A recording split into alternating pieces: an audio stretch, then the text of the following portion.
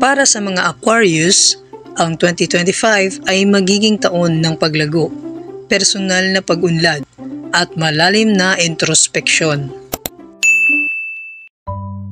Sa karera at pananalipi naman, magiging maganda ang takbo ng trabaho para sa mga Aquarius, lalo na kung handa kayong mag-explore ng mga bagong ideya o proyekto. Maaring magkaroon ng mga biglaang oportunidad sa larangan ng teknolohiya o mga makabagong industriya. Siguraduhing nakaayon sa iyong mga pangarap at adhikain ang mga gagawin desisyon.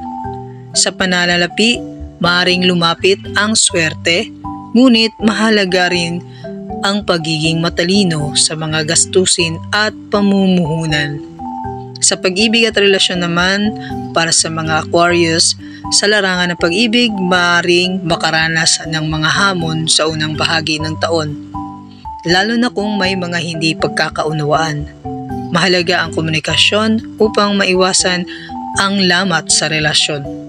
Sa mga single, maaring makilala ang isang taong kapareho ng interes o pananaw sa buhay. Ang huling bahagi ng taon ay mas mapayapa at puno ng romansa.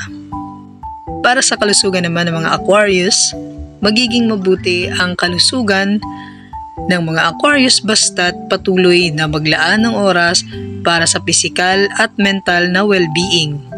Ang mga aktibidad na pampalakas ng katawan tulad ng regular na ehersisyo ay makakatulong upang manatiling malusog. Iwasan din ang sobrang pag-iisip at stress. Maglaan ng oras para sa relaxation at self-care. Ang 2025 ay magdadala ng mga bagong oportunidad para sa pag-unlad at mas malalim na pagkaunawa sa sarili para sa mga Aquarius.